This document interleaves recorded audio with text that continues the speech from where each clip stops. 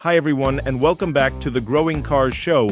Today we're unboxing a true dirt track legend in 1/64 scale, the Hot Wheels Ford model, a Custom 31, code HYW24, collector number 140 of 250 for 2025, part of the HW Dirt series, number 7 out of 10.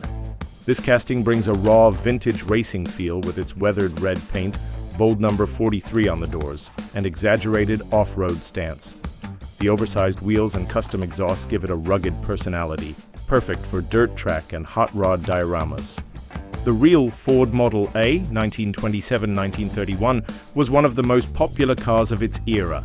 Its 3.3-liter inline-4 engine delivered about 40 horsepower, enough for a top speed around 105 km/h. Acceleration from 0 to 100 km/h wasn't a real focus back then. It took over 40 seconds. But what made the Model A iconic was its reliability, simplicity, and adaptability, which made it a favorite for custom builds and hot rods. This Hot Wheels version captures the rebellious spirit of barn-find racers, cars stripped down and modified to race on dirt ovals across America. The distressed paint job makes it look like it's already lived 1,000 races.